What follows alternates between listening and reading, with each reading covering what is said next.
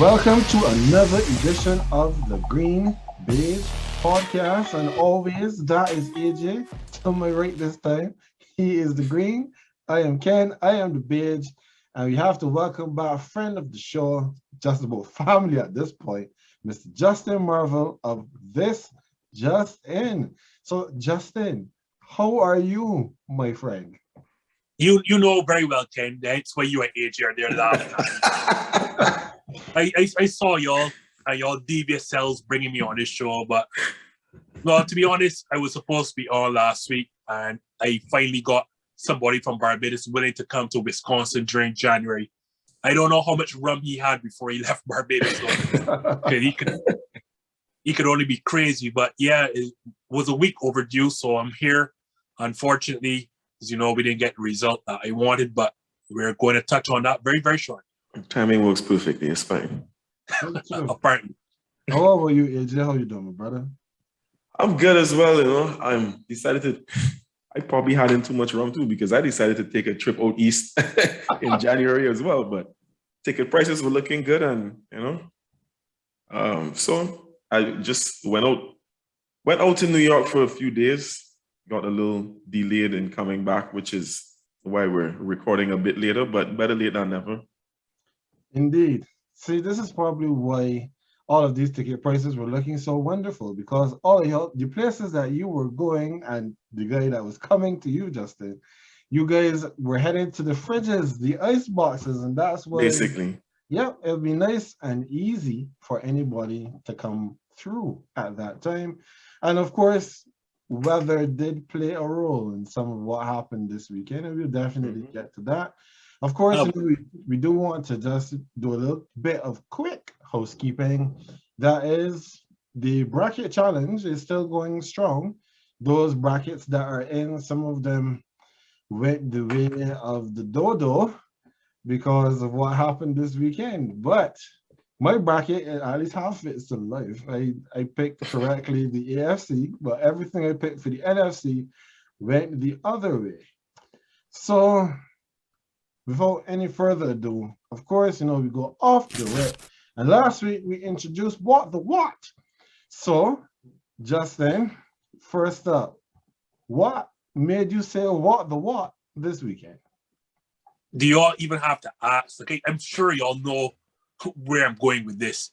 Just had to ask as formality, to be very honest. But fair enough, but y'all know where I'm starting this. When you spend $100 and something odd for a playoff ticket to sit down in 2-degree weather in Lambeau Field to watch the likely 4-time MVP put up 10 points and lose in the manner in which you do.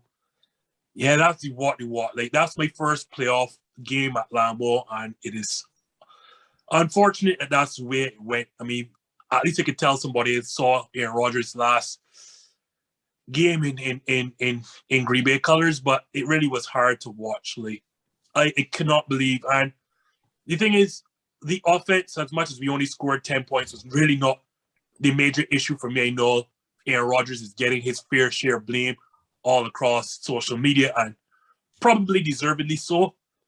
But to see special teams, and granted, guys, our special teams have been bad all year round, right? So what happened on Saturday, should be no surprise to Packer fans.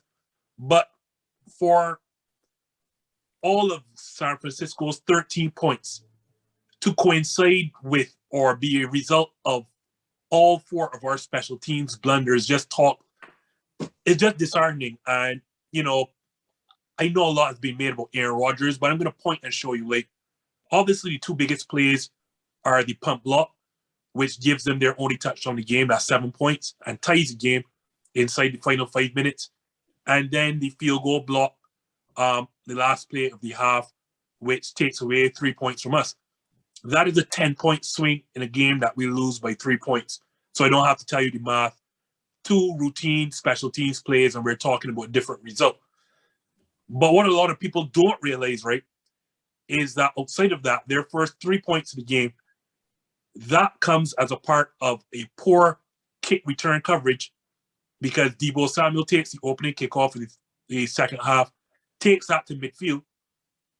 That's their first 3 points in the game.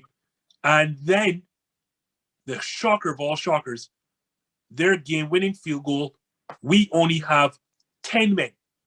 10 men on the field to stop that game-winning field goal. And I'm not here to tell you if we have 11, we block the field goal. But you certainly ain't blocking it with 10 men on the field. So all of San Fran's 13 points, I can point towards a special teams blunder of some sort. And that is just depressing in a game, it was so cold. A team that the recent iteration, the Green Bay Packers, have had trouble with in the playoffs. And the issue has always been that the Packers have problems stopping the run. And finally, you get the defensive performance that would have put you over the top. You stop them and you run the pass. Like, your defense was dominant. And simple things like special teams units just failed you on the day. I think there's a stat out there. It's the first time in almost 40 years that a team in a playoff game had both a punt and a field goal blocked. It's just unacceptable. I can imagine. I can hear the pain in your voice. Now, did your what the what have anything to do with this game? Because if it doesn't, we will come back to your what the what. We'll allow the therapy section for Justin to run its course. Because remember, this episode this week is called Walkoff Therapy. So we have some stuff that we have to get off our chests. It is related to this game, but on a lighter note. I'm not a Packers fan, so I'm not going to wax so eloquently about the game. And I'll be very honest, I didn't even get to see like 3/4 of it. Lucky you. Yeah, we saw basically the first quarter, but then I had to head out, and the location where we were didn't have a TV. But I honestly was surprised when I was told that the Packers lost the game. I was like, what do you mean they lost the game? They scored on the first drive. Like, I thought that was just going to be like a precursor to what was to come. Apparently not. But on a lighter note, but obviously related, what was the biggest joke for me is the fact that the Niners skin up everybody brackets, basically, in some way, shape, or form, with a QB who threw 11 of 19 pass attempts, completed 11 of 19 pass attempts, and did not throw a touchdown. How long are we going to have to watch Jimmy G do this? Try to give the other team the game, and then eventually get bailed out. And so my joke is just that, because I don't know anyone besides possibly a Niners fan, and maybe even some of them thought that they were going to lose this game, who had written in any sort of bracket or even had it in their mind that they were going to win this game.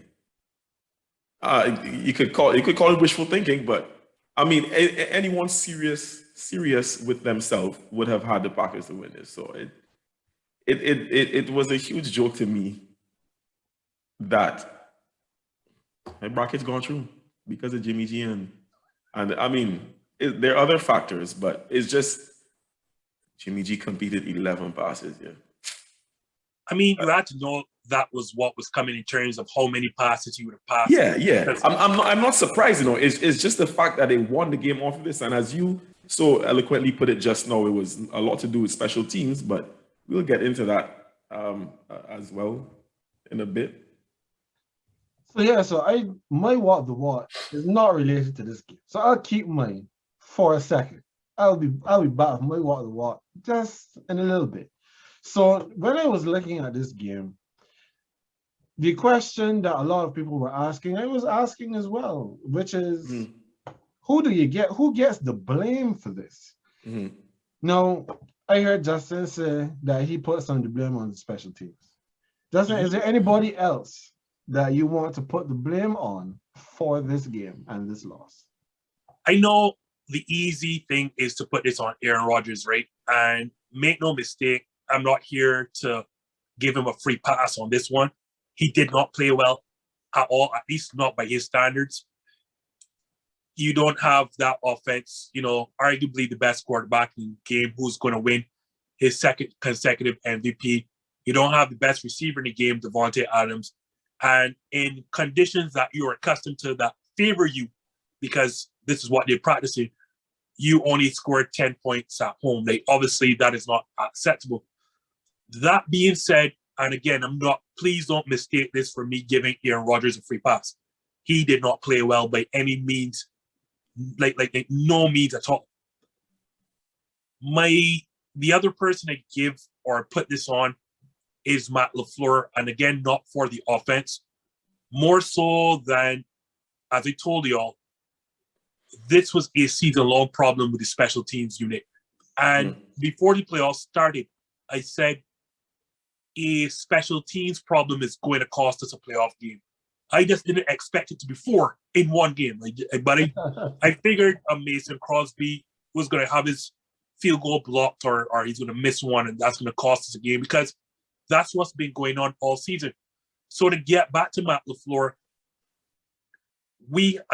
granted, again, he made a change at special teams head coach or coach, releasing the last guy and bringing in or promoting Maurice Drayton. But the issues continued once again. And it got so bad. ESPN reporter Rob Demovsky, who covers the Packers so very well, as the season went on, guys, and I'm not kidding you when I'm about to tell you this, he created a bingo card for every single possible problem that could go on special teams. And as the games were going, he was just ticking them off. Like a bingo card is ticking them off. You watched these problems persist through the entire season, and I figured either at mid-season or late season, we needed to find a change. I put that on Matt LaFleur, not realizing a change needed to be made at some point because special teams will cost us a playoff game, and so said, so done. The issue, though, that I have to go even further than Matt LaFleur, again, reading Rob Demovsky and his great work on ESPN, and for Packer fans, you really should watch and follow what he does, is that he highlighted this is an institutional failure for the last 20 years. What I didn't realize is that even before Maurice Drayton, the last 7 special teams coaches for the Packers have either been fired or forced into retirement, simply because it has been a problem. Last season, we did the same thing, season before that. So it's like, does it matter if we fired or moved the coach?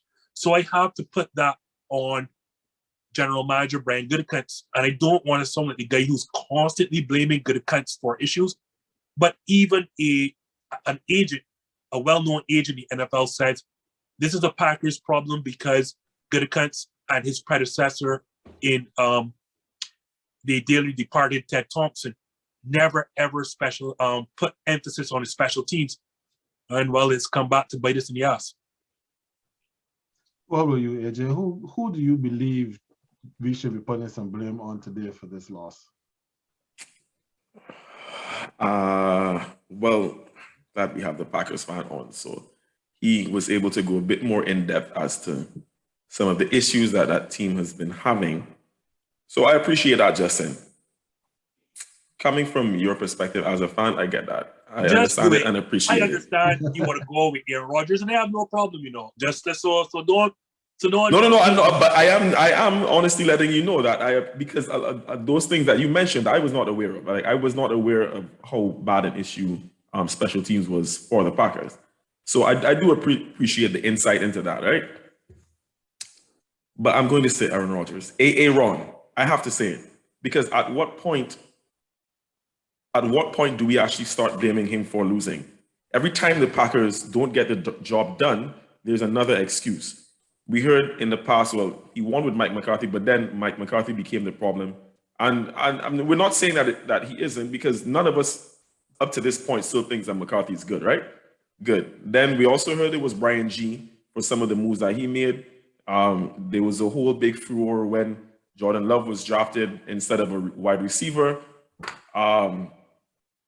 Last year, it was Matt LaFleur for not putting the ball in Aaron Rodgers' hands on that 4th down play. Mind you, I still think that Bucs defense that was so spectacular would have been able to make a stop. However, it was the blame went mainly on LaFleur, and he had to stand up at the podium and say, yeah, well, he didn't make the best decision, blah, blah, blah.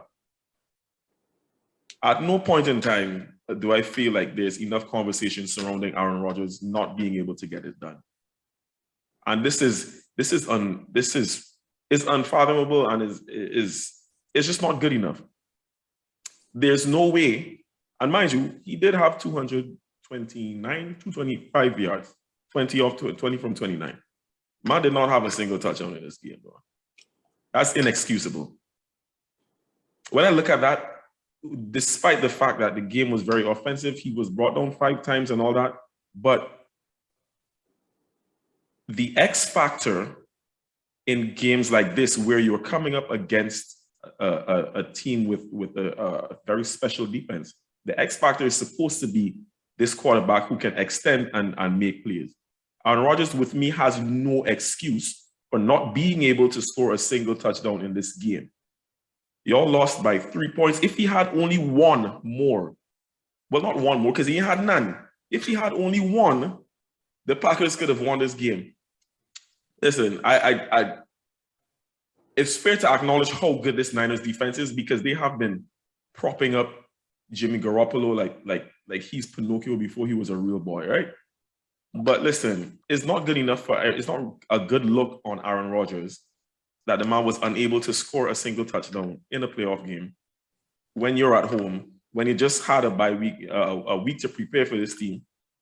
I'm not looking at anyone past Aaron Rodgers at this. My blame is solely on him. So, Justin, it's not like if I'm here to pile on with Aaron Rodgers. I'll tell you, like, I live on social media, so trust me. And as I said, I'm not here to give Aaron Rodgers a pass, so keep coming. No, but the thing is, I'm actually kind of between the two of you, because I believe that there is lots of blame to go around, but I do not believe that Aaron Rodgers wholly and solely is the one that we have to be looking at today. So Aaron Rodgers, he went, as AJ mentioned, 20 or 29 for 225 yards, no touchdowns. For me, the bigger issue, on top of the fact that he didn't score any touchdowns, is that we had 18 of his 20 completions split even between Davante Adams and Aaron Jones. Mm-hmm. Of the 225 yards that he managed to put up in this game, 219 yards went between Davante Adams, 90, and Aaron Jones, 129. Mm-hmm. Now, you come into this game knowing that the Niners are going to do whatever they can to take Adams out of the game. So you need to get others more involved. And as the bad man, according to Stephen A. Smith, you would expect then that the bad man can get more done. And as you guys both said, you're playing at home where you were so happy to tell the world after you won the game in week 17, everything has to come through Lambeau. Everybody has to come through Lambeau. But guess what? Lambeau seems to be a really short trip, because nobody else has to come through Lambeau this season. Secondly, then it was the special teams. You have a blocked field goal and a blocked punt. The blocked punt directly resulted in a touchdown. The blocked field goal, when you put the two of them together, that's a 10-point swing. And up until the punt was blocked and the 49ers scored on that, there was no indication that the 49ers were ever going to find any kind of offense and any kind of points. And as you may mention, for the majority of Aaron Rodgers' career in Green Bay, the one thing that he has had to go up against, not just against the opposition, was the fact that he did not have a credible defense behind him, which will help to limit the opposition, so he does not have to put up these Herculean efforts every single time. Mm-hmm. But your defense restricted the 49ers to 212 yards, 106 yards down the middle, passing and running. No offensive touchdowns. You got to win that game, bro. You have to win that game. And the thing is, right, as you mentioned, the first point, only two players really contributing in the passing game. It's not a shocker because if you know the human being well enough or you've seen enough Packer games, he has a lack of trust in people not named those two players. And what happened in the game, and I figured it was going to happen, he had a wide open Josiah DeGuara, who is our third string tight end. As we all know, Robert Tunyon was lost this season, and Mercedes Lewis is really a blocking tight end. So Josiah DeGuara had a wide open first down, middle of the field, and no one was near, and he dropped the simple one. Aaron Rodgers never looked back at him since. And that's the guy he is. Like, you get put in the doghouse when you make mistakes. He is not a guy that's going to come back to you. And when it comes to catching the football, he knows, or he trusts Davante Adams, he trusts Aaron Jones, and very little else. I knew it was going to be a problem when Marquez Valdes-Scantling didn't play in this game, because I think the offense would have done better. I'm not, again, giving any free passes here, huh? But MVS is our burner. He's a guy who takes the top off of defenses. Without him on the field, defenses know they can sit down. Davante Adams is not exactly the fastest guy on the field. Like, he's a possession receiver. He's going to work in middles, he's going to work inside, but he's not going to exactly beat you deep every time. Without Marquez Valdes-Scantling on the field, I knew our chances of explosive plays were not going to happen. And that means then San Francisco can sit close to the lane, sit down our routes.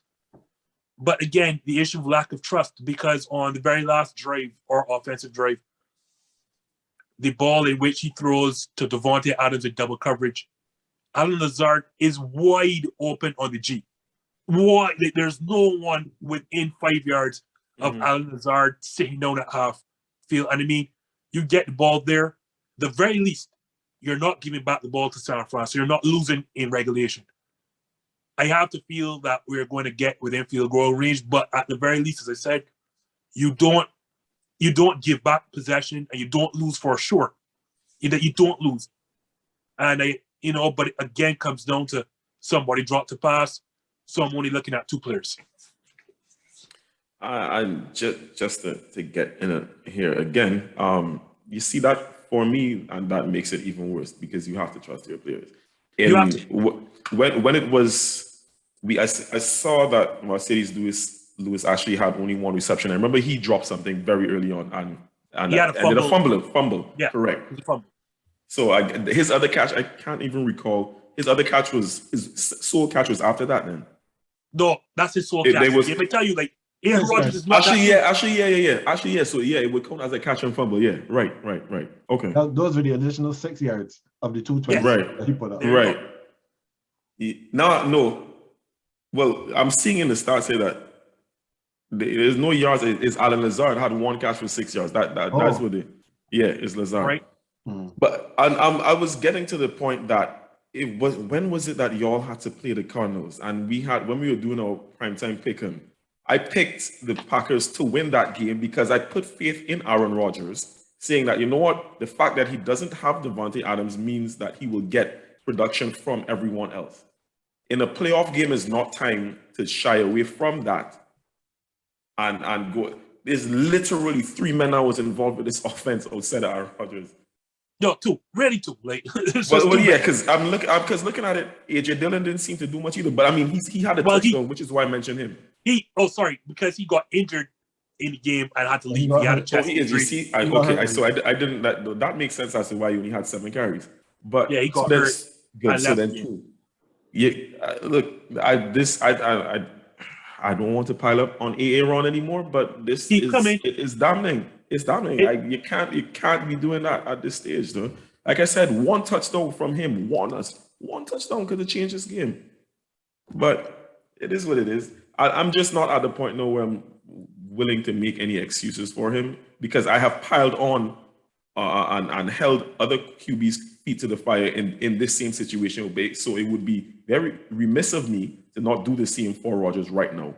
Every time Drew Brees played badly, I let Ken hear it. So I got to do it with Aaron now. I'm with you. As I said, I'm not here to give Aaron Rodgers a pass. Nope. All right. So after we've given Justin a chance, to unburden his soul, Now we move over to the other game on Saturday. Now this is the one game that I would not have seen much of because it started while the sun was still high in the sky, and by the time the sun dipped below the horizon, we were now getting into the fourth quarter. And that is the Tennessee Titans, who lost again at the first hurdle against the upstart Cincinnati Bengals, 19-16 at home, to another walk-off field goal. Now, the Titans D, they kept Joe Burrow from scoring a passing touchdown, but their offense struggled on the day, even with King Henry returning. Cincinnati's defense kept Henry balled up, only managing 62 yards on 20 carries, and Ryan Tannehill struggled mightily, connecting on 15 of his 24 passes for 220 yards, 1 touchdown, and 3 picks. No, Justin, you would not necessarily be aware of this, but there is a running joke between AJ and myself with regards to Ryan Tannehill versus Baker Mayfield. So that has been going now for the last 2 or so seasons. Like so that joke hamstring pull itself. You know? I didn't even know if that running anymore, but go ahead. So the question that I have for both of you, and I'll let AJ go first on this. When we look at this Tennessee Titans team, is Ryan Tannehill the ceiling? Does he cap their potential? In a manner of speaking, yes. I mean, I've come around to admitting that, you know what, at this stage, because when you and I had that discussion, that was like last season, I believe it was, when Baker was actually showing some potential. At this stage, I'm willing to admit the lesser of evils here is Ryan Tannehill. I'd still have Ryan Tannehill in my team over Baker, right? But Ryan Tannehill is not the QB you want in a team that is supposed to be a Super Bowl contender. He's not. He's not going to make those plays. And I'm not going to pile on him like I just did with Aaron, because I know the potential that Rodgers has in this game. Tannehill has never been that. And the Titans, their issues to me stem not just offensively, but the secondary is still not very good. Secondary is, mind you, Joe Burrow will be saying that he didn't have his best game. I still had 348 yards here. 348 yards with no touchdowns, but still. And only 1 pick inside here. So, yeah, the Titans secondary is notoriously bad, and it has been for some time. But just referring to the Tannehill thing, to answer the question, I think that yes, that he is the ceiling. As long as you have Ryan Tannehill in here, you're not going to be that team, because I mentioned before your quarterback being your X factor, having to come up in these situations and make plays. It's not going to be Tannehill. Week in and week out, he could do that when you have like a fit Derrick Henry. Even after Derrick Henry went down, and we saw AP didn't work out for very long. They didn't work out, but still the other guys who came from the Deontay Foreman especially, when you have a really good running game, cool. Tannehill, have some RPOs in there and help him out, and he would make it look decent. But when it comes to needing to make plays at this kind, because I've been telling you as well, I don't trust these Titans. And that had to do with Tannehill. And I still haven't physically done my bracket. When we were speaking last week, I did tell you that, and this was bearing in mind that the Bengals were playing the Titans. I did tell you that the Bengals, to me, could go all the way to the AFC Championship game. It had a lot to do with the opposition. And they need to move on.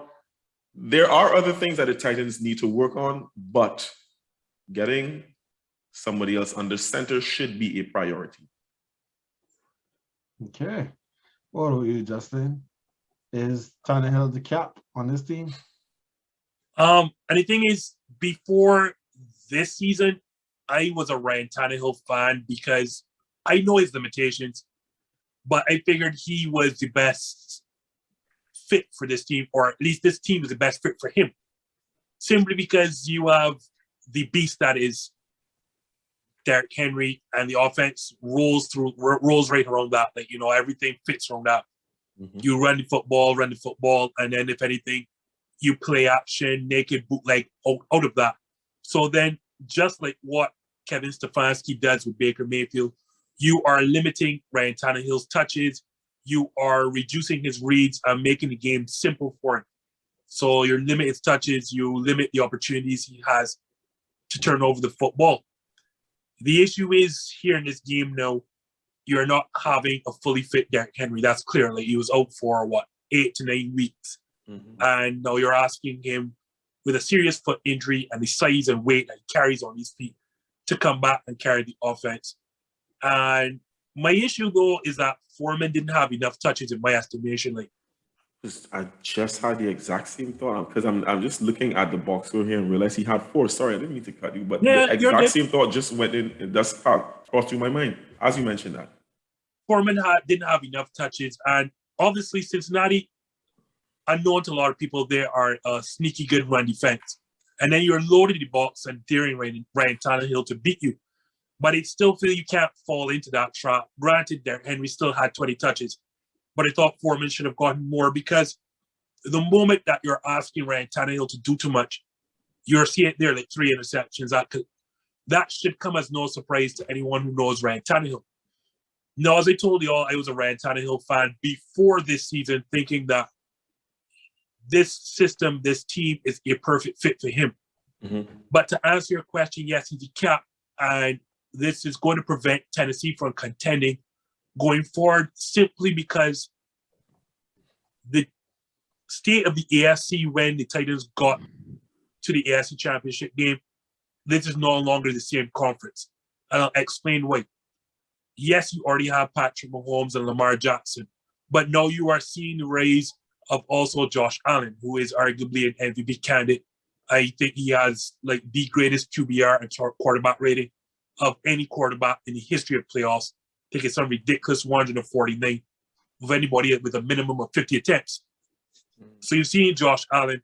Now you're seeing the rise of Joe Burrow. Justin Herbert is going to be thrown into the mix at some point. You will not be able to beat these teams with a substandard quarterback, because they are going to have elite play at the quarterback position. We're talking about Patrick Mahomes, Lamar Jackson, Josh Allen, Justin Herbert, and Joe Burrow. All 5 of these teams are in your conference, and all 5 of these quarterbacks are elite quarterback talents. Yes, unfortunately, Ryan Tannehill caps their talent or their ability to win. The issue is right now, I am not sure that they can find a better quarterback unless Matt Ryan is up for to trade. Like, yeah, the side of trading for Matt Ryan, I don't see how Tennessee improves at that position. So, I'm not a Matt Ryan fan. Everybody knows that. Not just because he's in my division, but he's not convinced me, especially when we look at what happened since 28-3. But to answer the question that I asked, I will have to concede to both of you that yes, a better quarterback would be able to get more out of this Tennessee team than what Tannehill has managed. But while Tannehill is a limitation on the team, he's not the only one. When you look at the numbers for this season, Tannehill completed 67% of his passes for 3,734 yards and 21 touchdowns on a team that prioritizes running the football. He was better than the league average, because the league average this season was 65%. But when you start looking at the Tennessee Titans as a squad, as a club, this team has been bounced out of the playoffs at the first hurdle in the last 2 seasons. Now, Justin, you made mention of Baltimore and Lamar Jackson. Baltimore beat them last season. First game up, they were out. Now this season, they come back and they're knocked out again, first hurdle by Cincinnati. Now, you have to look at Vrabel in this, because while I believe that Vrabel is a good coach and he does get his team to play for him and they play hard, and they won the division 2 years in a row, he wasn't wrong when he came up on the podium and said that he too needed to be better, not just for this team, but also in the postseason. Now, when you look at the numbers, you see that Derrick Henry had 20 touches, as you may mention of Deontay Foreman. He only had 4. You know who also had a small number of touches in that game? AJ, what's his last name? AJ Brown. AJ Brown had 5 catches for 142 yards and a touchdown. If you have a wide receiver who is doing as much as that, take AJ Brown and put him on one of the things that we're going to talk about next, the San Francisco 49ers. He is doing everything that Deebo Samuel is doing. He's getting all of those kinds of touches because he's a playmaker. You get the ball in his hand and he does what you want him to do.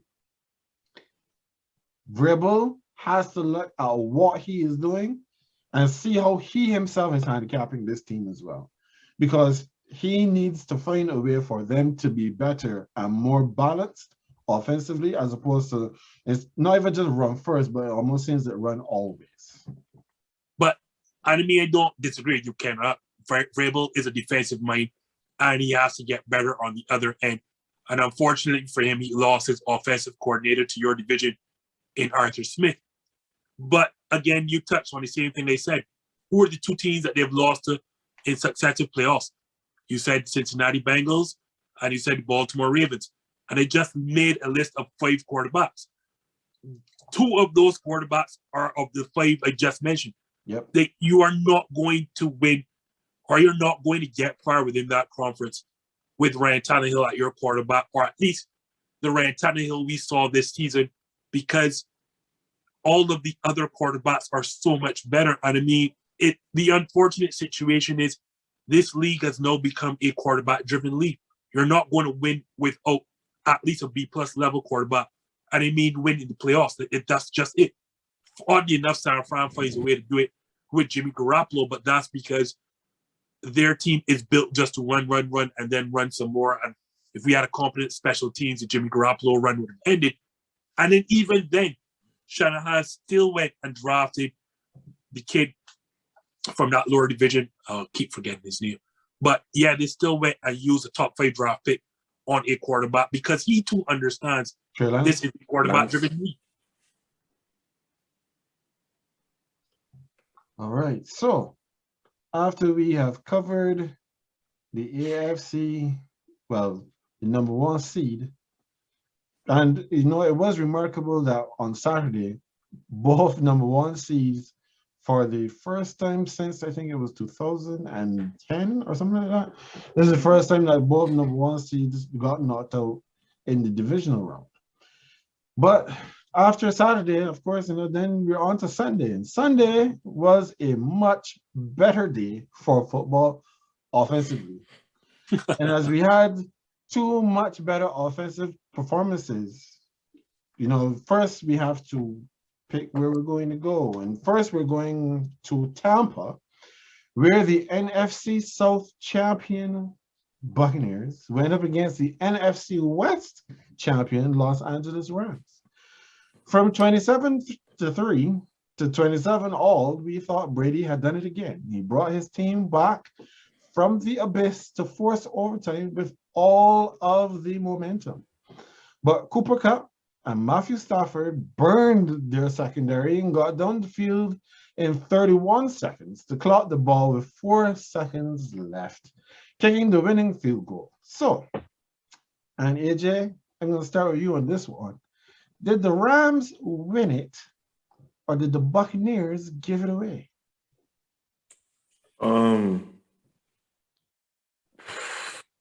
Again, I'll reference last week and what we spoke about. And even as a Brady disciple here, I again have on my Tom Brady jersey. You know that this is my guy.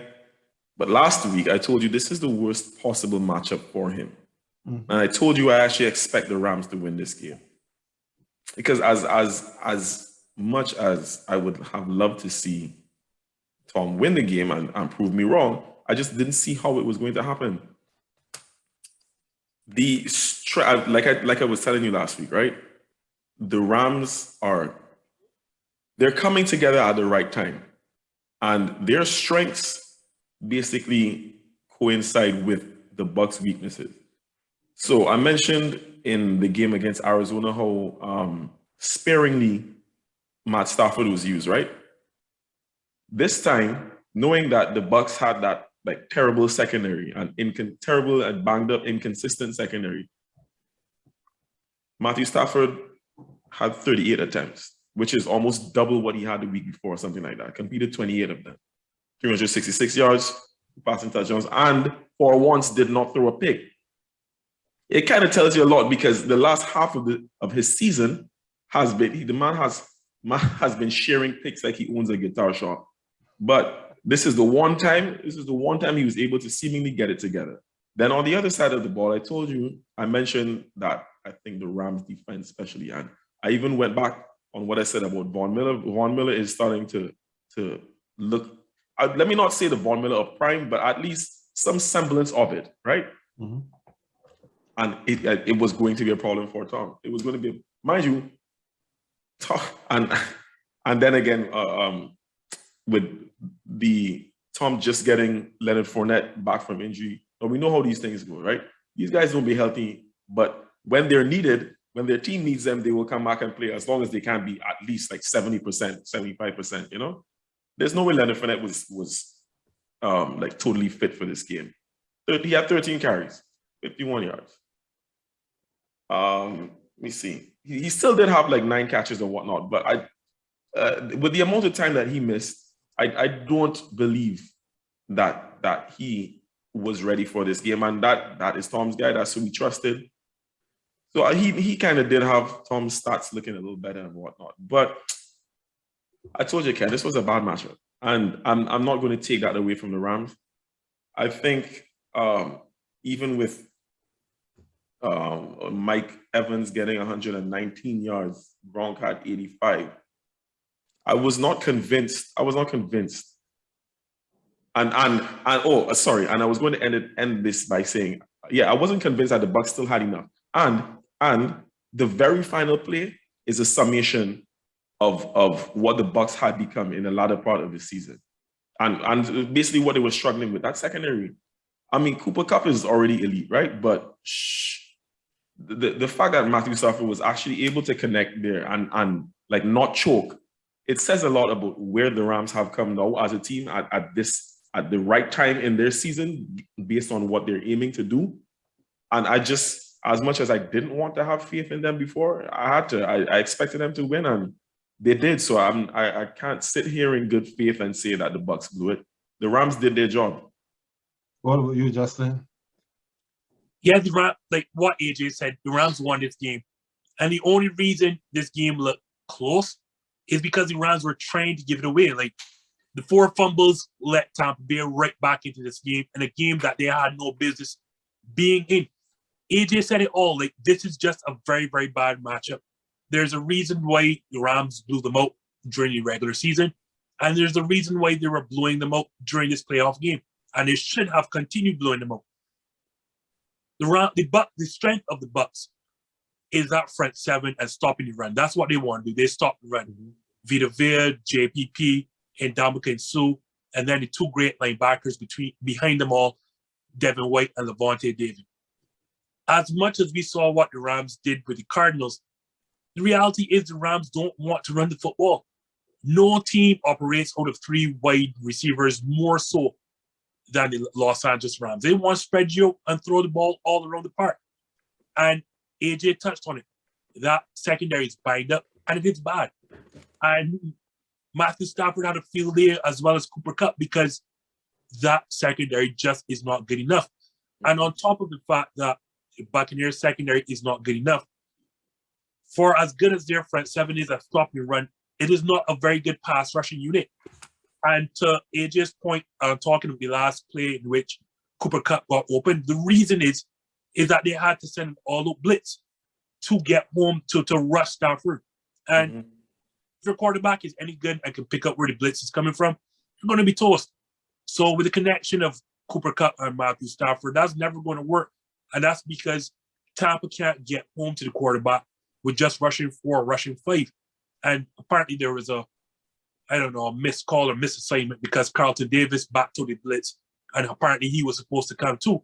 But I don't think that makes any difference this was just a bad matchup. And the only reason this game was close, and weirdly enough, it wasn't because of Stafford.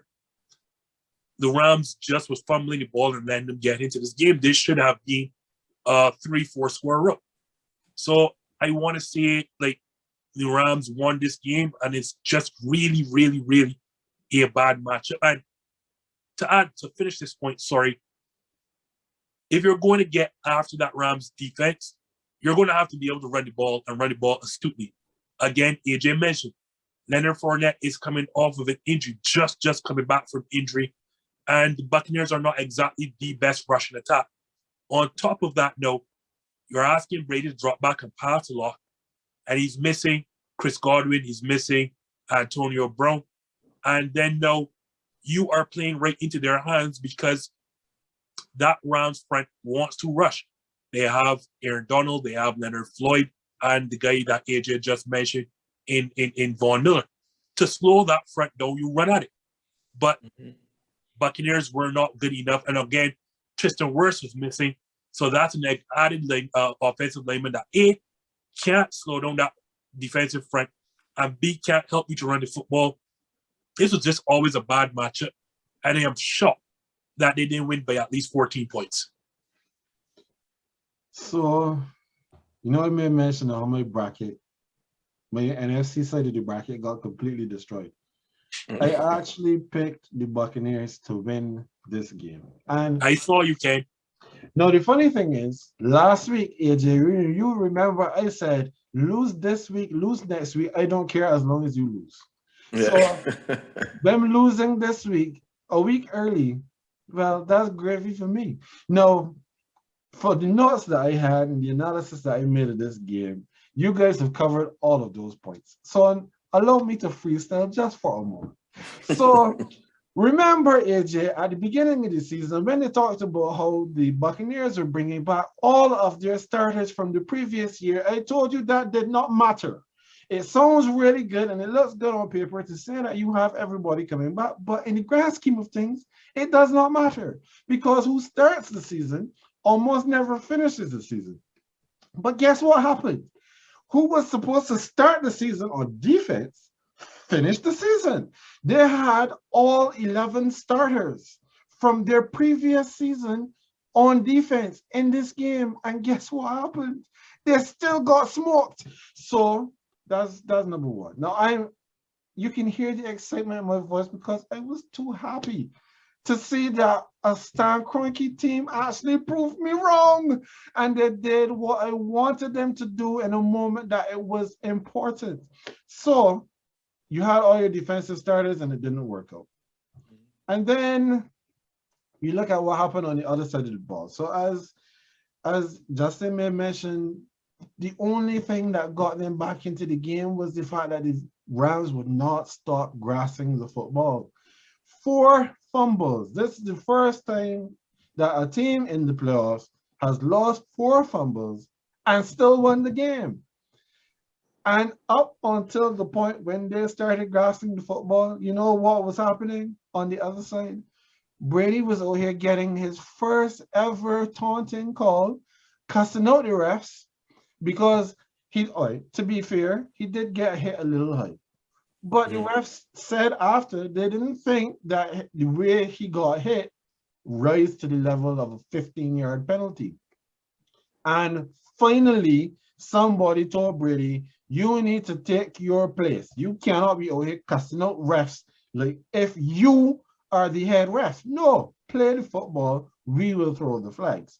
So he got 15 yards for that. Somebody might have said, oh, but no, Brady's vexed. No, you don't want to get Brady upset. But Brady upset, then threw a pick, a really bad pick, into double coverage to the slowest receiver that he had on the field in Rob Gronkowski. Brady was not good in this game up until that point. We can say that, well, you can't call it empty calories because he brought him back from 27-3 up to 27 all. But the fact still remains that up until that point, he was not good. He was not good. So I will not say, I will, in good conscience, and I'm glad that I'm wearing my colors today because in good conscience, I could never come and say that the Buccaneers gave this game away. No, they did everything that they could to try to get back into the game, and the Rams were doing a 49ers impression and giving them every opportunity to do so. But it just came up short because the Rams were better. Rams were better on the day. Said it's just a bad matchup for them. Yeah, I picked the Rams, so I can't argue against you there. I think the Rams are just a better team. So now the question that is on everybody's lips, not just today, but going forward until something definitively is said, is what happens with Brady? So after the game, the conversation was, Brady, are you coming back? And Brady was like, well, honestly, fellas, I'm not thinking about anything past 5 minutes from now. And we've been seeing a lot of the conversation now coming out where he has been talking about his wife and his family, and they might want him to do more things, and he wants to be there more for his family. So, Brady disciple, is Brady done? This almost feels ominous to me. Like I mentioned to you guys off air before we started recording that I actually had as one of my jokes or what for the weekend, the fact that he seemingly addressed his football mortality more so than he seems to do, that he has done in the recent past, right? Like he was always nip that notion in the bud by saying, no, I want to play till I'm 45, and he's always stuck to that. This time felt a bit ominous. It just felt like, if it might be time, even though he said, yeah, I'm not thinking about 5 minutes past. No, cool. But it just had a different feel to it, the way he was approaching the question. Like he would actually sit down now and consider it. And, I don't want to believe it until I see it. It's kind of hard for me. It's kind of hard for me to envision it happening. But let me just say that I would not be surprised if he called it a day in this offseason. I actually would not be surprised. I think if I had to weigh them or could do a little ratio, I would be more surprised if he came back. I think it's kind of in terms of not coming back to coming back, I would probably say it's 40-60. I'd be more surprised if he actually came back. It just felt different to me. The entire feeling was different. It was we know that he's not the type of guy that would want to go on a loss, but the fact that he entertained it a bit more than, like I said, than usual in this manner right after a loss, it felt really different. What were you just saying? I will do what AJ refuses to do. And I understand why AJ can't say it because, that's his quarterback. And he doesn't want to admit to the mortality and that he's done. He's retired. He's done. And it's to, again, what AJ said, all the recent years when he's asked, he immediately shuts it down and says, no, I'm coming back, or I want to play till this and that. And you just felt it kind of feels like the emotional and physical toll has now caught up. And I think non-football players and fans don't understand what it takes, not just to play a season, but just to get into preparation for one. And this is what, AJ, 22, 23 seasons that he's played. That is a lot of football, even if you're playing the quarterback position and not getting hit as often as everyone else. But yeah, he's done. And why I really believe that, the reports coming out of the organization itself, there are Buccaneers people who are saying they will be shocked if he returns. They are getting the sense that this guy is done and he is not coming back to the organization. And if he's not coming back to the organization, I don't see where else Tom would go anyway. I mean, he's still under contract, right? So he's done. I think the 22, 23 years has been enough. The physical and mental toll. His children are older now, and quite frankly, doesn't need the money of football for everything the contracts he has and the TB12, on top of the fact that he has a superstar wife who makes more money than he does. So yeah, I really do think he's done. He has nothing more to accomplish. So sorry. Thank you so much. But yeah, so he will do what AJ can't do and say that Tom is basically retired. And I think the only reason we haven't heard it now, I've come to respect and like Tom now since I've seen post New England Brady, and I've getting to see some clips from Man in the Arena. I think I understand the human being now. And I think what he's doing is just not taking the spotlight away from the playoffs and the Super Bowl. I think after everything is said and done, when these playoffs are over, I think he's going to announce his retirement then. So it's nice, Justin, that you mentioned Man in the Arena. I have not been able to watch Man in the Arena. Should. Because I actually haven't as yet either. no, the reason why I've not been able to watch Man in the Arena is because it is really, you have no idea how hard it will be for me to sit down and watch 10 episodes, and I know 7 of those episodes are him winning the Super Bowl. So, to answer the question I asked if Brady is done, I do believe he's also done. I wish he was done 2 seasons ago. Don't we all? He never came to my division. I wish he never broke the records that Breeze had. And it was only a matter of who retires last would be the all-time passing leader in the NFL. Because at the rate that the two of them were going, Breeze was in a steady decline, and Brady was still at least carrying the water.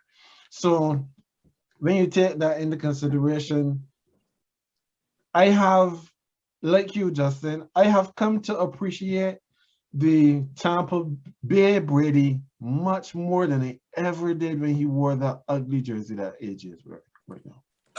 So when I look at it now, to AJ's point, it does feel different. It does feel like if there's a lot more finality in what's happening and what he's saying. I just wish it happened sooner. Yeah, I would have been happy. I would have been happy. I would have applauded him off the field if when he was leaving New England, he just said, "All right, fellas, that's a wrap." You know he will have to sign a 1-day contract with us whenever he gets this sorted out, so he could officially retire Pat. But one thing I wanted to add and forgot before too. One of the reasons why I do believe, why I believe strongly that this is it for him is with regards to not just the finality of his that finality feeling of his statements, but it seems as though he has been, as in Tampa Bay, Tom has been setting up his post-retirement self. He seems to be in a lot more projects. He has more things going on. You mentioned just in the TB12, but he just also launched something else. I can't remember the name. It's Brady something. It could be more nutrition stuff. I only saw it, I think, recently. I can't recall the details of it, but he's doing more things because we know that he's not going to get into coaching or going to get into TV and being a TV analyst when he's done. When he's done with football, he is done with football in this regard, right?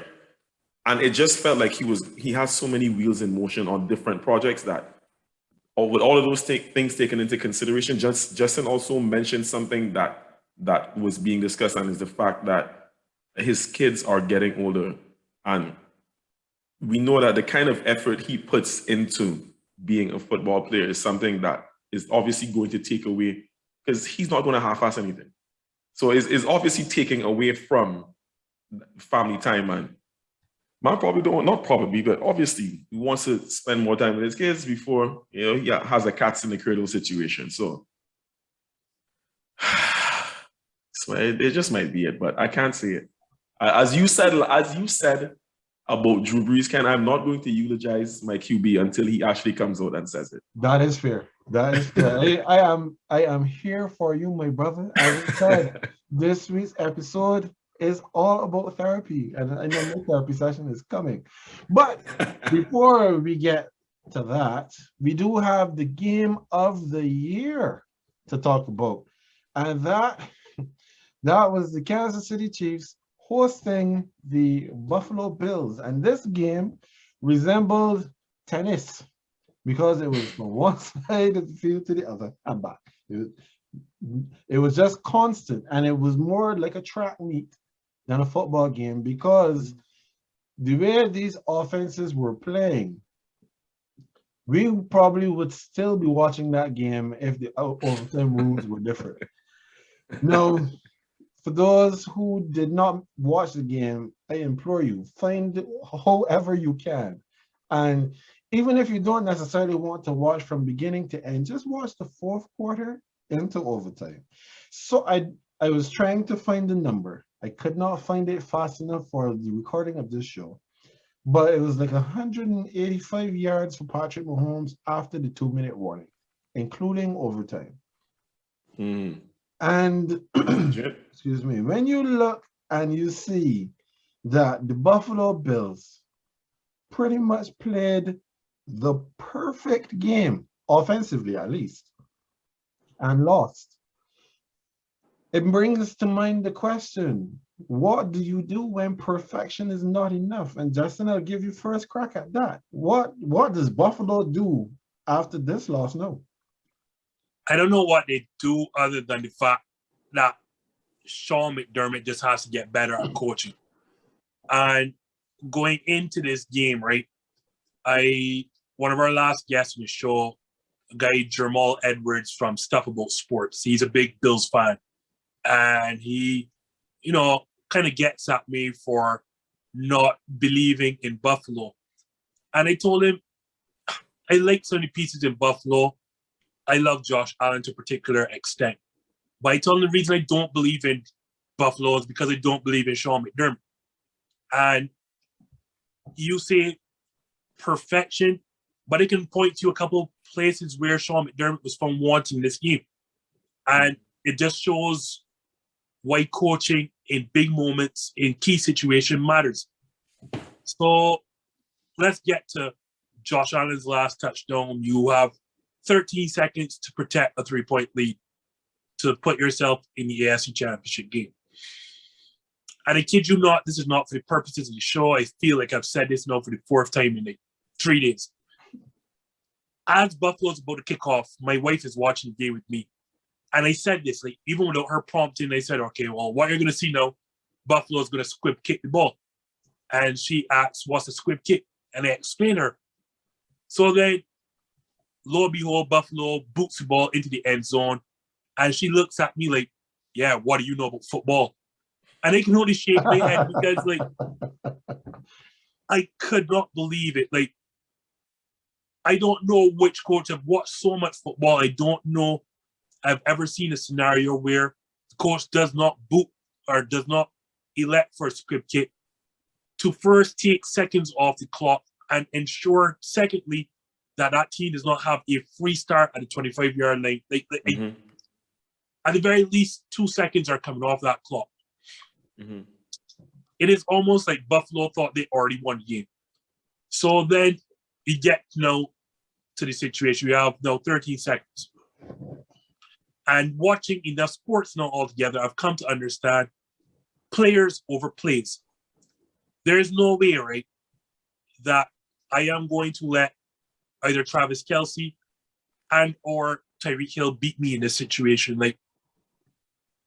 Kansas City has timeouts in this situation. So taking away the sideline is a joke. It doesn't make any sense taking away the sideline. Obviously, you have to protect the end zone.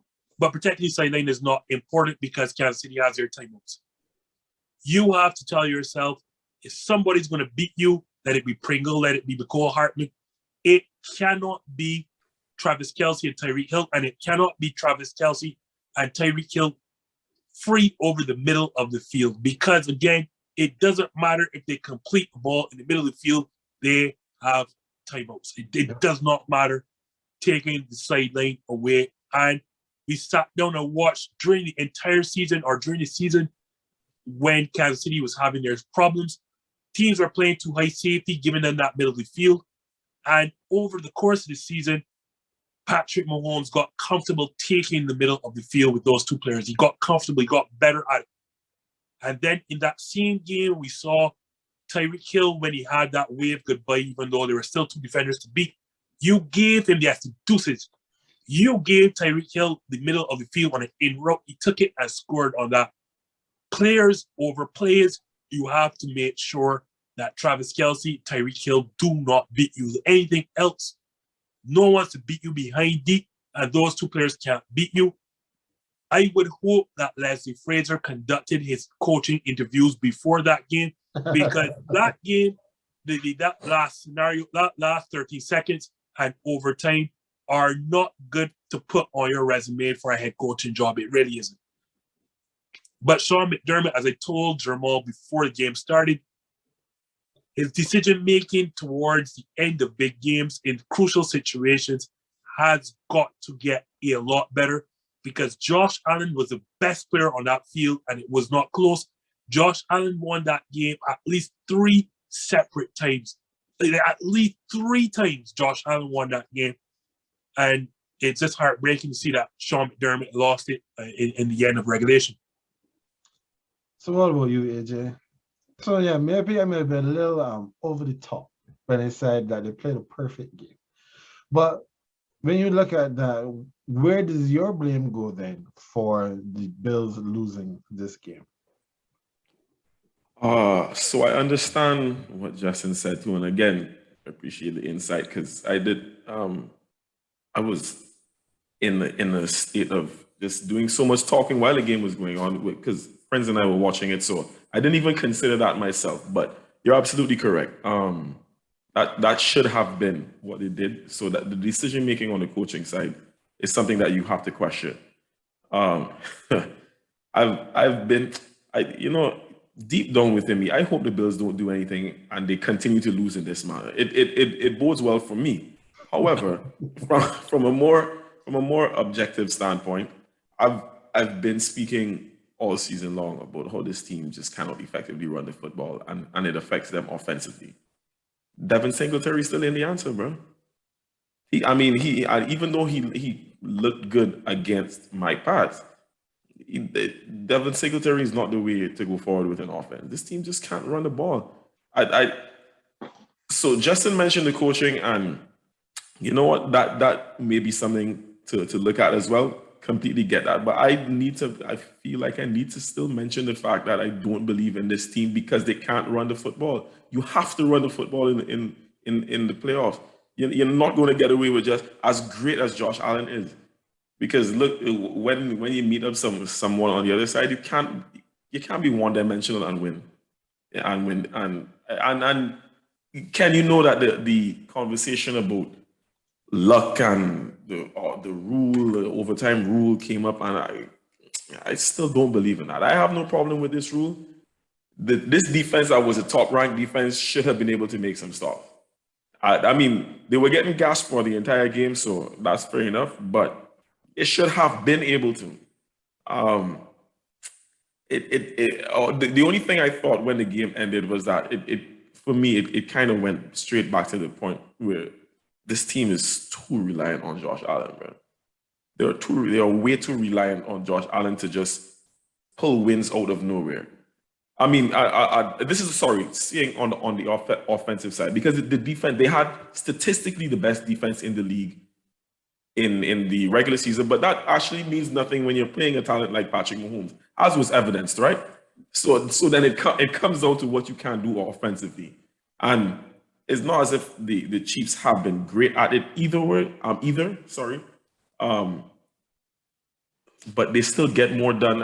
Andy Reid is a much better coach than Sean McDermott, so he will find ways to win. But my very first thought after all that was just the Bills being too one-dimensional. And I think that, for me, is something that they will have to work on. And to piggyback off that point, AJ, if you're so reliant on Josh Allen, then you have to be reliant on all of his skills. And yes, he led the team in rushing, but a lot of that was scrambling more so than design. Exactly. More so than design quarterback runs. And they had a problem with that. I thought that if they were going to win this game, right, that they were going to win it on Josh Allen's legs because Kansas City does have a problem stopping the run. And I thought that they did not, this is going to sound weird, they did not lean heavily enough on Josh Allen's complete package.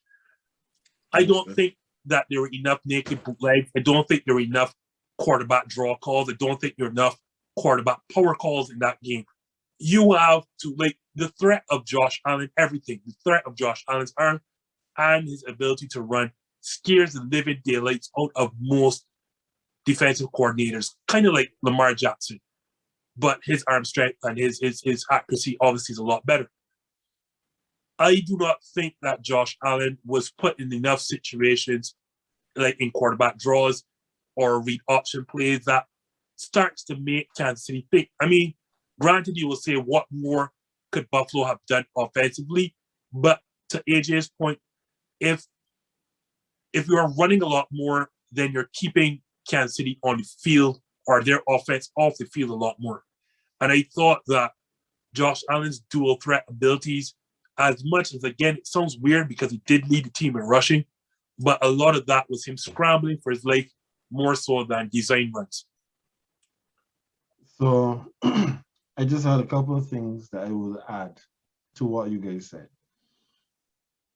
If you are Buffalo and you continue to persist with not getting a running back of some level of consistency to take the load off of Josh Allen and his legs, he will be used up faster than Ben Roethlisberger has been in Pittsburgh. The amount of hits that he is going to take will use him up similar to what happened to RG3 in Washington. That's number one. Secondly, I have to give a shout out to Gabriel Davis for breaking the receiving record in the playoffs with 8 receptions for 201 yards and 4 touchdowns, including when he sat down the cornerback for the Chiefs on just a little quick shake of the hips, and down he went. So that was fantastic from a passing perspective. And you knew coming into the game that while Kansas City have not been great defensively from the running standpoint, usually scoreboard pressure is what forces you to have to stop running the football. When they're able to get their offense clicking, you have to pass to keep up. And then when Tyrann Mathieu went down in the first quarter with a concussion, there were so many holes in the back end that it would be remiss of you not to try to take advantage of them. But the fact still remains that unless you can have some sort of a balanced offense, you're not doing yourself any favors. And they scored too quickly. They scored too quickly right after the 2-minute warning. Kansas City just marched right down the field and scored again. Then they came back and they scored with the 13 seconds left. And as you said, Justin, they probably thought that they had the game won. I mean, after all, the Dallas Cowboys couldn't get 2 plays running 14 seconds. So what could the Kansas City Chiefs do from 13 seconds on their 35-yard line, right? Yeah, but one team has a head coach and the other team has Mike McCarthy, so. Exactly. They were reading the press clippings and looking at the time, not remembering who was on the other side. When you take all of that into consideration, there are lots of things that Buffalo can get better at. And as you said, coaching is probably number one, but number two, or 1A, if coaching is one, the run game is 1A. They cannot be dependent so heavily on Josh Allen every single time. It can't be Josh Allen running the football, Josh Allen passing the football. No, we have to find a way to lessen his load so that he can continue to be great. You're not looking for Josh Allen just to be good for the next 2 or 3 seasons. You want this man to be playing 10 more seasons and being the MVP candidate that he has grown to be. But they got to do better. On a whole, the organization has to do better by him. Agreed. No argument here. All right, so we made mention of therapy. I know it's my turn to have some therapy because it was announced on Tuesday that Sean Payton is stepping away from the New Orleans Saints. And I told AJ this, Justin, that it was probably a good thing that we were not recording yesterday because it gave me some time to process this. This put a damper on the rest of my day on Tuesday. Now, for some perspective, where Sean Payton is concerned, Sean Payton has spent 15 seasons as the head coach of the New Orleans Saints, and now he is leaving. He is our greatest ever head coach. When you look at the Saints as an organization from 1967, when they were incepted, to 2005, the Saints record was 237 wins to 352 losses and 5 draws. And since 2006, when Payton arrived, we are 159 to 98. We had the worst win percentage among teams in the league who had played 100 games until 2005. But since he was there, we've had the 4th highest win percentage behind the Pittsburgh Steelers, AJ's New England Patriots, and Justin's Green Bay Packers. So, Justin, what is your take on Payton leaving? I don't think there's a bigger blow to your franchise, not even when Drew Brees retired last season. Like, as you mentioned, all of your success, like any success related to the franchise is all Sean Payton. At least that's how I see it. And what I will most remember Sean Payton for is being, like Drew Brees, the heart and soul of the city, leading its recovery effort after Katrina. Like, without the Saints and without Sean Payton at that time, I don't know how the city and the people of New Orleans recovered to not, to get back to a place of stability without having some sort of hope where the Saints were concerned. I mean, he's everything. I look at him in a bigger light for that organization than actually Drew Brees. And it's funny enough, somebody joked to me and said, this is what a full season of Taysom Hill would do. Like, you get a full season of Taysom Hill and all of a sudden Sean Payton says, nope, I don't want any more of that. I'm done. But to be honest, like, this guy is a developer of quarterbacks. Like, make no mistake, Drew Brees was great during his time in the Chargers, but he didn't reach the heights of what he became, a surefire first ballot Hall of Famer with a number of records, especially the accuracy record before he met up with Sean Payton.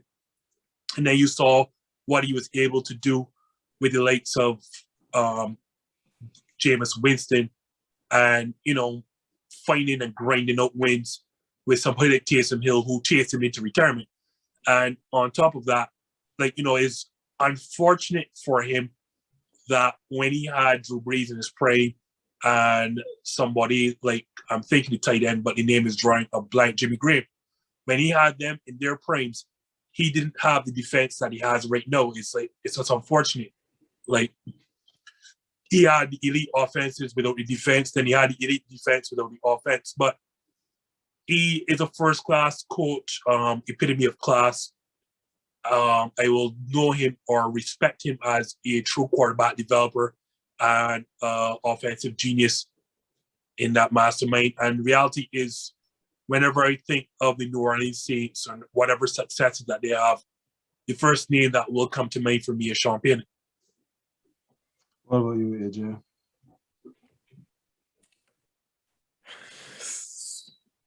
Justin just mentioned Payton and how he's seen, and Justin, that sentiment obviously is shared by many people across the football fraternity. I'm not sure if any of you had been on social media, but there was a great deal of an outpouring of love for this man because of things that he's done. Not just even the way he treated his players and how he was a leader of his players and whatnot, and what he meant to the city of New Orleans, obviously, NOLA, right? So there are all these positive things, but can I have some questions? Furthermore, I have some concerns.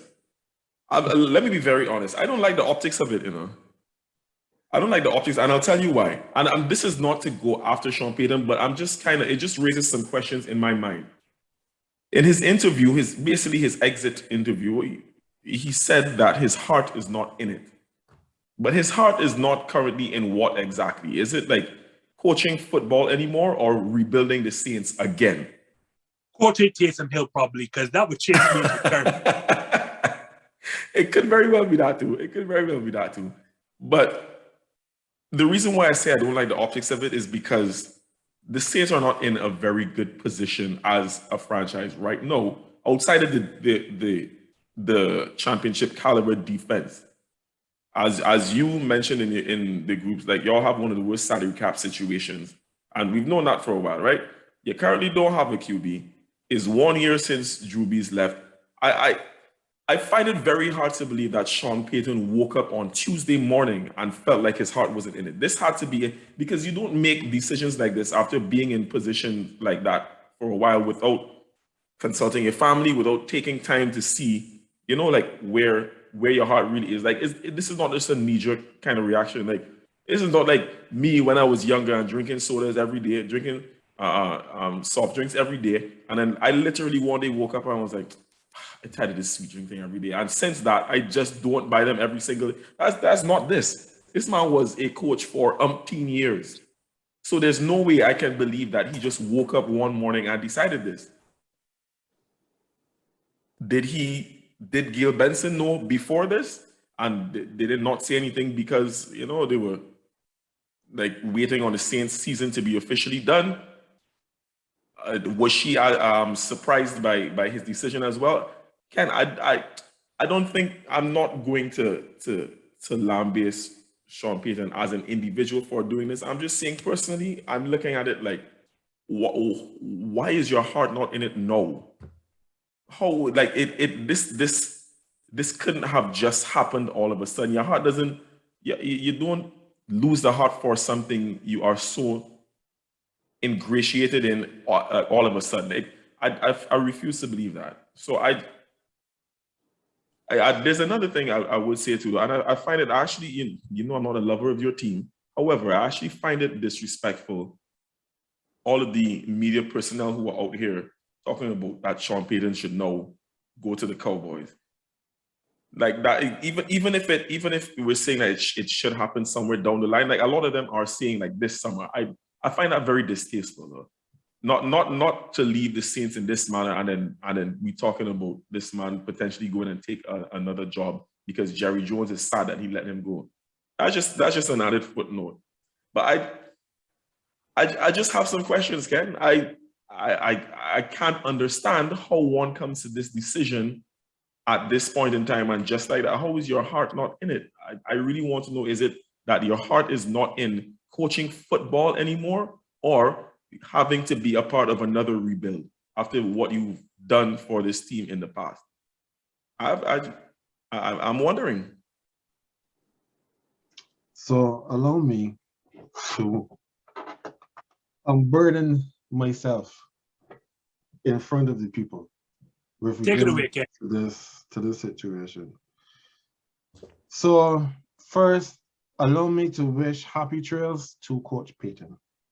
As you have mentioned, Justin, New Orleans as a city probably would not be what it is right now if he was not there and if he did not come with Drew Brees in tow and give the people of New Orleans something to look forward to on a weekend. Where shortly after that, they won the Super Bowl, which then would also help to build the spirits of the folks in New Orleans. Now, I've never been to New Orleans myself, but that is some place that I have every intention of going to, especially for a Saints game. But when I look at this now from the Saints perspective, AJ, your questions are spot on. Spot on. My first thought process when it was announced that Sean Payton was retiring is what is going to happen to my team going forward? We just lost Drew Brees and we suffered this season, and it was only because of the greatness of Sean Payton that we still had a winning season. We finished 9-8, playing 4 different quarterbacks this season. 3 of whom are not quarterbacks, but continue. All right. And then we go now, we look ahead to next season. We don't know what the status is going to be of Jameis Winston because he just tore his ACL. Mm-hmm. We are saddled now with a contract for Taysom Hill that, honestly, I wish we had not given him this new one and we left him with the one we gave him just before the season started. Because even though he had a lot of money on that contract, we had a lot of voidable years and we could have gotten out from under that at some point in time. But nobody is going to take Taysom Hill off our hands now. We have a situation with Michael Thomas who, for some people, they don't even believe that he's ever going to put back on a Saints uniform. He's not. We are $61 million over the projected cap for 2022. But you know, the one thing that would have probably been able to help us with the situation, and you know, we find a way somehow to get under the cap every single year. We lose players that we'd rather keep, but we're still a competent and a combative unit every year, is because we had Coach Payton to help our offense.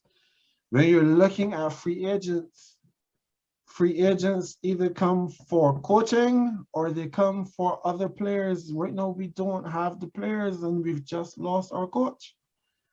What is going on? What is going to happen? Right now, I feel like Chicken Little saying the sky is falling, except that it is literally cracking me over the head.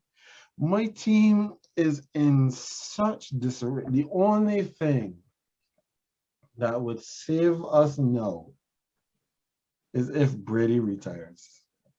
Because then Tampa is also going to have to figure themselves out. Atlanta is a mess and Carolina is the worst of all. So maybe then the NFC South becomes like the NFC East, where all the teams are not really that good. And then, you know, somebody has to come on, maybe we get a chance. And at some point in time later on, we will look and we discuss who could potentially be coming in and what the Saints could probably look like in the future. But today, my heart is heavy looking down the line at what my team can be if we don't find a way to fix all of the problems that we have. And like you, AJ, it is very, very upsetting to see the national media, because it's not just the Dallas media, the national media that's saying Sean Payton to the Cowboys. I'm like, wait a second, this man still had 2 years left on his contract. It's not as if to say that his contract was up and he was just saying, okay, you know, guess what? I've had enough. I'm out. And then he can go wherever he wants to go. And I would say, well, coach, thank you. You know, thank you for the memories. But you got a 2-year contract, and to the point about Gil Benson, and if she knew or if she didn't know, it was just Monday. It was just on Monday that, you know, this talk about him leaving was picking up steam. I said, I don't see how it can happen, because there was nothing all the way through the year that would suggest that he was unhappy or that he would want to leave or what have you. Then I saw the little short clip that Bleacher Report put out with Gil Benson when they asked her about, you know, all this talk about is Payton coming back or is he leaving? And she started to laugh. And I'm like, lady, what are you doing? This is not a laughing matter. There's nothing funny about this. How can you find it amusing that your head coach might not come back? I would say the only issue that I have, since we're bringing up questions, is that Sean Payton should have announced this earlier. And the reason I say that is because there are so many good candidates out there right now. I feel like this is right now the best pool of candidates for, and now New Orleans has to go and compete with so many other open spots who have so many better situations around them. and now they're behind the 8 ball. So, like, I mean, this is not because I'm a Green Bay Packer fan, but somebody like Nathaniel Hackett, that is somebody you should be targeting. Byron Leftwich from Tampa Bay, both their coordinators actually, Byron Leftwich and Todd Bowles. Then you have a situation at the enemy, and there are I feel like this year's crop is so good that Sean Payton, if he knew earlier, owed it to the New Orleans organization to have put this out there earlier, say, well, with 2 or 3 games left. Hold on a second, guys. Yeah, with 2 or 3 games left, I am likely not going to return. So they could start their head coaching or start to put things together early, because as we've seen with Denver, as we've seen with Minnesota, with Chicago, with Jacksonville, at least those 4 teams have had an early jump on what is going on. The assistant coordinator, or the offensive assistant in Buffalo as well, Brian Dable. There's a pool of so many good candidates. And right now, you have to compete with so many openings, from the Texans to the 3 aforementioned I just put out there. The Las Vegas Raiders even. You have put your team behind the 8 ball in terms of trying to find a suitable replacement. Yeah, and I maintain that Sean Payton had to have known this from before. Like I said, I'm not excoriating him or trying to cast aspersions on his character. But I don't, whether it was him knowing before or him and Gail Benson knowing before, I don't think that this situation was handled in the best manner that it could have been. Like you, Justin, I'm questioning the timing as well. But my biggest question is just like, what I really want to know, what is his heart not in? I'm not ever going to get that answer. Coach Taysom Hill will do that to you. And that's another thing, right?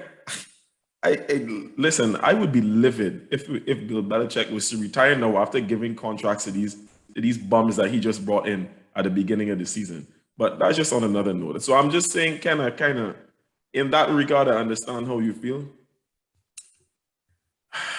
Yeah, he had to have known this. I'm sorry though, but those are just like, I was very surprised to hear that at first, but then after it settled in and I started thinking about it more, it's like, wait, something here just is not adding up to me though. The situation could have all wrong been handled better. Agreed. So before we get out of here, fellas, we actually got some football games coming out this weekend. So as we preview the championship weekend, first up is what I think is actually going to be the better game, honestly. We have the Kansas City Chiefs. They're going to be at home facing the Cincinnati Bengals, who they lost to in week 17. But as far as I remember, they lost that game at Cincinnati, and now Cincinnati is coming to Arrowhead. So, Justin, revenge game. What do you see happening in Arrowhead this weekend? I see a similar situation to what happened against Buffalo. I think coaching matters and the experience in big games matter. Granted, these kids in Cincinnati, they, don't understand the moment and they don't fear. And that's always dangerous with kids who just don't seem to grasp how big these moments are. You may never get back here. So playing with house money or playing against a team with house money is always very, very dangerous. I think, again, it is going to be hard for the Kansas City Chiefs to beat this team simply because when they lost to Cincinnati in Cincinnati, they held Joe Mixon to under 50 yards. They played a clean game with no interceptions, no fumbles, and they still lost. I don't know that that's going to happen again. Like, I don't know if you can both play a clean game and keep Joe Mixon under 50 yards again. Mm-hmm. But I think the lack of experience will come to bite the Bengals at some point, as we saw with the Buffalo Bills. Patrick Mahomes, Travis Kelce, Tyreek Hill, having been there, done that already. And clearly the coaching staff, Andy Reid, Eric Bieniemy, Steve Spagnuolo, having been there, done that, and showing that, I don't want to sound cliche and generalizing the situation, but there's something to be said about being ready for crucial moments. And I think Kansas City over these last 4 seasons have proven that when big moments come or when critical moments come that require some sort of, on-the-fly thinking, this team is clearly prepared. And that's why we'll give them like a 3-point edge in this one over the Cincinnati Bengals. What about you, AJ? What do you think? Recently, you asked a question as to what I thought that the Bengals' ceiling would be, or like how far they could go in the playoffs. And I maintained that the AFC Championship game, right? I did not see them getting beyond that because it was lining up that they would either have to play the Chiefs or the Bills. And even last week when we were talking as well, I did say to you that I thought the Bills were the team to beat. And I admit I was wrong on that. When I did my accurate or not, I did say that I underestimated the Chiefs. And I'm not going to do that again, though. That's the thing. At this stage, and Justin already touched on it, like there is something to be said for having been here before, and coaching is going to come into play. And even though, as was already said, the Bengals are playing with house money, so they have nothing to fear. It's like Gene Hackman told the replacement. I don't know if y'all ever saw The Replacement. It's a crappy footballing movie, but it's a decent movie. Yeah, the footballing in it makes no sense, but football playing makes no sense. But it's a nice little movie to watch, right? But a part of that was in the little speech. Obviously, you can't beat the speech from like Any Given Sunday or anything, or Remember the Titans and whatnot. But this line just always runs through my head when the coach Gene Hackman was telling the players that there's no tomorrow for you, and that makes you very dangerous people. The Bengals can go in with that mentality. However, you know who's also dangerous? Patrick Mahomes and the Chiefs. And I think that the experience will come into play. I can't, as much as I may want to, I can't pick against. I said that the Bengals' ceiling was the AFC Championship game, and I'm going to maintain that because of their opponents. I cannot pick against the Chiefs for 2 weeks in a row. I don't see how that, especially with them being at home. So I'm giving the Chiefs the edge here. Well, it's a clean sweep here, fellas, because when you saw my bracket had the Chiefs winning this weekend. That has not changed. There's nothing I have seen during these playoffs to change my mind. So, yes, we know that when the Chiefs played against the Bengals, they lost to them in week 17, which was what cost them the #1 seed in the AFC. I honestly don't believe that having not gotten that #1 seed worked out in their favor, because now they've been playing games and they've been able to maintain the offensive rhythm that they had coming into the end of the season all the way into the playoffs. And that rhythm in 13 seconds got them down the field in time to kick a field goal. So I'm looking at what the Chiefs are able to do, and I'm looking at the Bengals defense, and the Bengals defense is legitimate. They have been able to stymie the run. They have been able to do decent things in the past, and they've just took 3 turnovers away from Ryan Tannehill. But Ryan Tannehill is not Patrick Mahomes. So when you're now stepping up in weight, you're now stepping up in class, and you're coming up against the team that is the team in the AFC. If you want to get to the Super Bowl, just some point in time, you're going to have to beat the Chiefs. Mm-hmm. I think that home field advantage is going to matter, because when the Chiefs lost to the Bengals, it was, I don't know if you guys remember this, but it was on that fluky penalty situation where Patrick Mahomes never got the ball back when they were on the goal line basically for the last 2 minutes of the game. That is not happening again. That is not going to happen in Arrowhead. So when I look at all of that and I put all of that together, and then we know the big name threats. We have the Travis Kelce's, we have the Tyreek Hills, but then you still have the Miko Hardmans and the Byron Pringles that are there to get you those 4 to 5 receptions and easily could give you 60 to 70 yards in those 5 receptions because they are not as fast as Tyreek Hill, but they're still burners as well. There is so much for the Chiefs at home that I still believe that the Bengals will give it a good game, but this is 1 year too early for them. Next season, having had the benefit of the experience this year, is probably where we're going to see a better version of the Bengals, but 2022, in January of 2022, no, not yet. Not yet. The kids have to wait their turn. It is still the turn of the Chiefs at this point. So that is the early game on Sunday, and then the late game is the LA Rams hosting the San Francisco 49ers. Now, it is the Rams' fault that they have to play the 49ers again this season. Because if they had just beat them, then the 49ers would not have made the playoffs. But now they have to face them again in the same location that they lost to them in week 18, especially recognizing that the 49ers fans made SoFi an away game for the Rams. Recent history shows that the Rams can't get the 49ers beat. 6 games, 6 straight losses. Justin, start with you again. How do you see this going this weekend? 7 straight losses, Ken. They don't go any further. You touched on it first, so I'll get there. I was going to save that for last. SoFi is going to be 49ers home game. The reality is I don't know why the Chargers and Rams thought that it made sense to go into a saturated sports market like LA and think that they'll get fans. There's no such thing as a Los Angeles Rams fan. Like, those don't exist.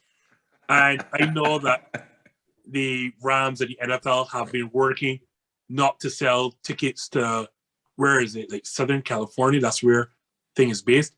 That's not going to work because Ticketmaster and StubHub don't have those restrictions. And that's where people get their tickets from. I am telling you right now, SoFi is going to be 75% 49ers, and then whatever else is knocking around in SoFi. And so then to the point on the football field, unless you're the 1999 Titans, it's kind of hard to beat 3 straight times in the same season. But again, matchups are what make football. So I talked to y'all, if there's a way to beat this Rams defense, it is to run the football. And if there's one thing that San Fran wants to do, it is to run the football. They're going to get a heavy dose of Elijah Mitchell. They're going to get a heavy dose of Deebo Samuel. And if Jimmy Garoppolo actually throws the ball, it is going to be out of play action and naked bootleg. I think Kyle Shanahan has the recipe to keep Sean McVay and that offense off the field. Granted, I will say, if you can get the 49ers in any one aspect, their secondary is very, very, very suspicious. But to counter that, what they do, they only rush 4. And the 4 they rush, one of those 4 is Nick Bosa, who just lives in people's backfield. It is going to be very, very hard. And the Rams, if they want to win this game, are going to have to commit to running the football, because I don't think that front, their offensive line, can hold up against that front for San Francisco. Nothing and again, I pointed to it earlier when we spoke about the Rams-Buccaneers matchup.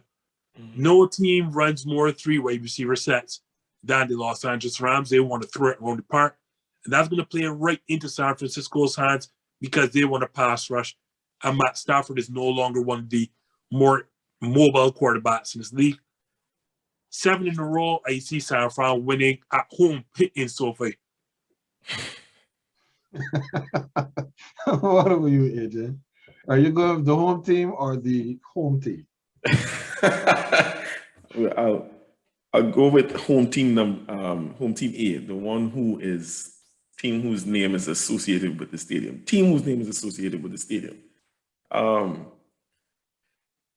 Now, you made mention of the 6 straight losses, and that is a very damning stat, right? But Again, even Justin just mentioned it too. It's really hard to beat one team 3 times in the same season. I guess for me more so, I have been not overly impressed, but I just have been feeling like the Rams have been getting it together at the right time. And on the flip side of that, as well as the Niners have been doing, I've never been. I just always feel like the time is going to come when Jimmy G is going to give away a game. I cannot take Jimmy G in another Super Bowl against Patrick Mahomes because, again, I have the Chiefs to go through. So the last time they played in Week 18, the man threw 32 times. He doesn't even have that many passes in the postseason thus far. I know that many attempts. I don't know that he will either. Because Kyle Shanahan shows you what he really thinks of Garoppolo when it comes down to it, and that is to hand off the ball to the damn running back. Justin already made mention of that as well, and that is the way to beat this Rams team. But I have a little more confidence in the. And as I'm saying it, your voice can go into my head about the Stan Kroenke teams, right? But but I have to roll with the Rams for right now. Yeah, I'm going to say that they break the curse, that they break the hex, and as the home team are going to take this one, especially knowing what lies ahead is a potential Super Bowl matchup at home. It's the same way it was last year for the Bucs. I think they can get it together well enough. It seems so far in the playoffs, I feel like they've essentially played to their opponents, played up or down to their opponents, because they weren't the same. The game plan that worked last week for the Bucs was not the exact same thing that they did when it was the Cardinals. I expect them to be better prepared and to be able to pull this off. I'm still seeing it with just a little hint of I know, like, yeah. I see there's no conviction in your voice. That's the word. That's the right word. It was not coming to me. I'm not as convinced. There's a lack of conviction in my voice. I'm glad you could have told that, but it is more like lesser of evils to me. I just don't want to see Jimmy G in another Super Bowl, man. Well, don't turn on your TV 3 Sundays from now. See, no, AJ, I understand your trepidation when you're looking at picking this game. Again, I have both of these teams to play on the divisional round, and I expected both of them to lose. So right now, this is me just picking because I'm not going according to my bracket. That side of my bracket is completely busted. But this one is a little challenging for all of the reasons that you guys have just stated. I mean, the Rams, you can expect that the Rams are going to sound, the stadium is going to sound like if they're at Levi Stadium. But they're playing in a dome, which works out, you would think, for the passing offense of the Rams, except that the Rams don't stop the run very well. And the San Francisco 49ers are coming to literally ram the ball down your throat. Mm-hmm. So this is a really, really difficult game if you don't want to see Jimmy Garoppolo in the Super Bowl. Which is also a little surprising because a lot of your Patriots fans used to be really, really high on Garoppolo. But I guess keyword there, used to be. Right, I just wanted to see a bit more before I made my final determination on him. I've seen enough. Okay, no problem. Because I know when the 49ers made that run to the Super Bowl when they lost to the Chiefs, I made mention of the fact that, over 2 games, Jimmy Garoppolo passed the ball 12 times. And that was as indicative. You didn't need to wait any further, in my opinion, to see what Kyle Shanahan thought of his quarterback. Because there's no other quarterback in the NFL, not even Baker Mayfield, that could play 2 games and only throw the ball 12 times. So when you take all of that into consideration, we know how this game is set up to go. Jimmy is not passing, therefore the pass rush is going to have problems. We've seen this game, we've seen this story before, just 2 weeks ago. Week 18, when the Rams, they knew they needed to win the game to get past the Cardinals to be the winner of the NFC West, and they could not do it against a desperate team that just wanted to get into the playoffs. They're going to be at home again, and I can see them struggling again. And what has changed? Nothing has changed. Nothing has changed between what happened in week 18 and what's going to happen this weekend.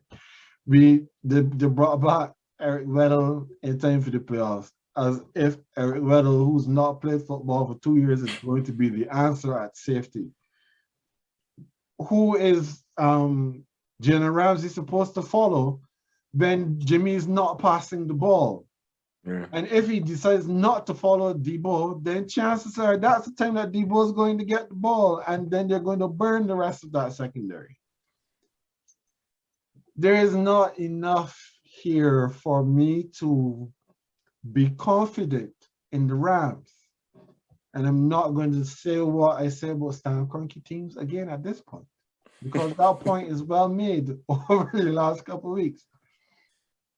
Like Justin, I believe that San Francisco are going to be the team to make it to the Super Bowl and play against the Kansas City Chiefs in 2 weeks' time, to see who is going to be lifting the Lombardi this season. Sounds good. I just can't do it. I tell you, like, there's nothing. The only thing that may have changed is that no, Odell Beckham Jr. is more, I don't know, looks more comfortable in the offense. Mm-hmm. And that is a very, very reliable and great second option to have outside of Cooper Kupp. And if there is a weakness of that San Francisco defense, it is indeed that secondary, but you gotta have time on these developing routes. And I just think that San Fran front four is going, I think they're only going to rush for, drop everyone back in the secondary, and they're going to make a living hell from Stafford. Yeah. I completely agree with all of your analysis on the game plan and how this is going to go. I can even envision it going that way, but I just cannot in good faith. We've been speaking about good faith, and I cannot pick. And Ken, I wasn't even very high on Jimmy G. It was more so I was like, you know what, he fits the system. But and what has become more evident to me is the fact that the man is always trying to give the other team an opportunity to get back into a game. His team bails him out, and he always tries to find a way by making some very boneheaded plays to try to get the opposition to keep the game tight. That is where I was like, you know what, I've had it. I've had enough. Understood. Well, fellas, we've been here for a while. Good talk, guys. Good talk. There's a lot of stuff that we were able to cover, and I believe that the therapy session was beneficial for all of us tonight. Tell me about it. Yeah. So, Justin, before we get out of here, tell the folks where and how they can find you. If you can't find us, you're not looking for us, hashtag this just in. Make sure to put the hashtag, or you're going to come up on some other lower quality show featuring Matt Skellerman and ESPN. So that's hashtag this just in. You can find us on Facebook, Instagram, and Twitter. And every Monday night, 6 p.m. Central, 7 p.m. Eastern, 8 p.m. Eastern Caribbean time, we do go live on YouTube with our full or long show. All right. And AJ, I know you have your Accurate or Not coming up this week as well. Yeah, so I did one for the last set of games since I went 2 for 2, and my bracket has been completely lopsided. I got one right, one wrong in each conference, so we'll see how I go this weekend. But most recently, I've been focusing that on these playoff games. see where I have hit the mark and where I've missed it. All right, and But yeah, sorry, that should be out. I'm sorry, on Friday. Yeah, just before these games. All right, so that brings us now to the end of another edition of the GreenBaje podcast. Again, we thank Justin of This Just In for joining us tonight for our therapy session. And that is AJ. He is the Green. I am Ken. I am the Beige. We will see you next time.